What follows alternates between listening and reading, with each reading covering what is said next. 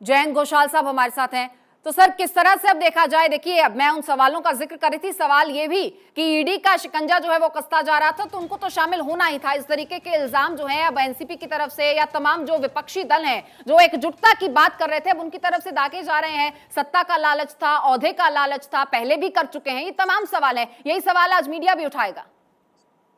देखिए, सत्ता का लालच ये जो इशू है, ये अभी हर स्टेट में, हर जगह, हर पार्टी के लिए ये एक संस्कृति बन गया। तो आज अचानक, अगर इसमें सबसे बड़ी बात है कि शरद पवार जैसे, मतलब इसमें शरद पवार, हम सोच ही नहीं सकते हैं कि जब अजीत पवार को एक्सेप्ट करना पड़ा प्रफुल्ल पटेल और सुप्रिया सुले जनरल सेक्रेटरी, हम लोग उस समय ये तो एनालिसिस हुई थी कि शरद पवार ने अजीत पवार को मनाया और शरद पवार ने बहुत बड़ी एक गेम खेला कि इस समय कोई एनसीपी में झगड़ा, मतलब वो परिवार में जो झगड़ा था वो रैदर एक अचानक हम लोग देखे हैं कि अजीत पवार कितना शांत हो गया था। उस समय ये किसी को पता ही नहीं था कि अंदर से सोच समझ के ये तो होना था।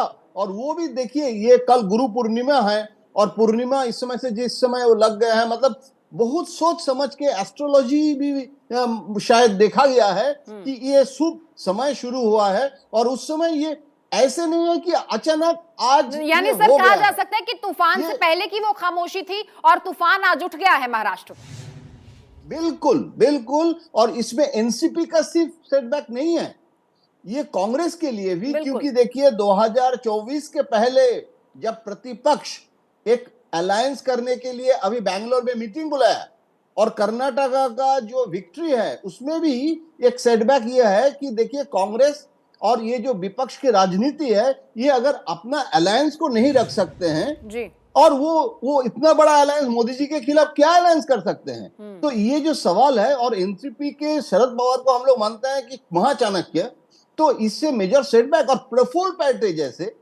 वो खुद चले गए वहां, तो इसके बाद अभी शरद पवार भी क्या बोलेंगे उसके लिए हम इंतजार करेंगे, कैसे इनका क्लैरिफिकेशन, शरद पवार जी खुद क्या बोलेंगे और शरद पवार का क्या रोल है इसमें। बिल्कुल वो क्या बोलेंगे। और जिस तरह से आपने भी जिक्र किया कि विपक्षी एकजुटता का बड़ा दावा किया जा रहा है, प्रधानमंत्री नरेंद्र मोदी के खिलाफ एक चेहरा उतारने की बात की जा रही है, लेकिन यहां पर तो आप राज्य स्तर पर गठबंधन की बात छोड़ दीजिए, अपनी ही पार्टी नहीं संभाल पा रहे हैं। ये किंग मेकर जिन्हें माना जाता है, अपनी ही पार्टी में इतनी बड़ी फूट, पहले उद्धव ठाकरे को हमने देखा, अब हम देख रहे हैं महाराष्ट्र में शरद पवार के साथ क्या हुआ, अन्य राज्यों में कांग्रेस के साथ क्या हुआ, ये भी हमने देखा। अपनी ही पार्टी को आप नहीं संभाल पा रहे, तमाम पार्टियों को एक साथ लाकर एक चेहरा देना कहां मुमकिन नजर आता है 24 के लिए।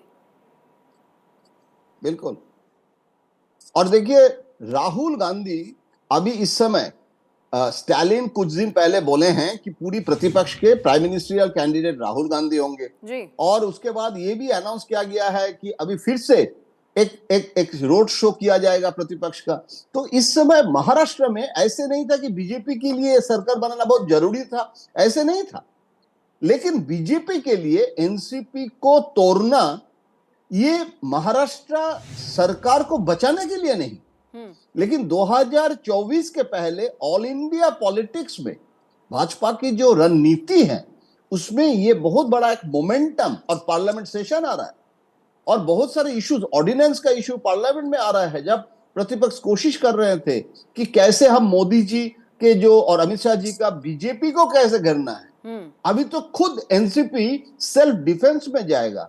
अभी तो अपना मतलब दल को बचाना वो ज्यादा अग्राधिकार, ज्यादा प्रायोरिटी हो गया है, उसके बाद तो हम मोदी जी के खिलाफ लड़ेंगे। तो ये इस पूरे मामले में हम क्रोनोलॉजी का समझें तो कब कब ऐसे मामले सामने आए, ऐसे ऐसे पॉइंट्स सामने आए जब ये दूरियां शरद पवार और अजीत पवार के बीच बढ़ती चली गई और फाइनल हथौड़ा तब मार दिया गया जब सुप्रिया सुले और प्रफुल्ल पटेल को कार्यकारी अध्यक्ष बना दिया गया। बिल्कुल। एक चीज मैं बोलूंगा कि बीजेपी के जो पॉलिटिक्स कवर करते हैं, मैं 40 साल हो गया है बीजेपी कवर कर रहा हूं जी। बीजेपी में एक बहुत इंटरेस्टिंग कैरेक्टर है, कभी वो हताश नहीं होते हैं।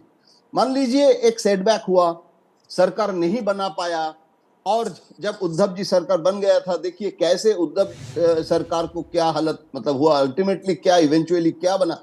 तो अभी इस समय जब हम लोग सोच रहे थे कि अजीत पवार शरद पवार यूनाइटेड है और शरद पवार और प्रतिपक्ष, तब भाजपा का जो पब्लिक रिलेशन है, जन संयोग है, वो अजीत पवार के साथ कॉन्सिस्टेंटली बीजेपी के तरफ से कोई ऑथोराइज्ड पर्सन, और वो ऑथोराइज्ड पर्सन ऑलवेज, हम लोग पत्रकार सोचते हैं कोई हाई प्रोफाइल मिनिस्टर होगा, कोई इंपॉर्टेंट कैरेक्टर होगा, ऐसे भी नहीं होता है।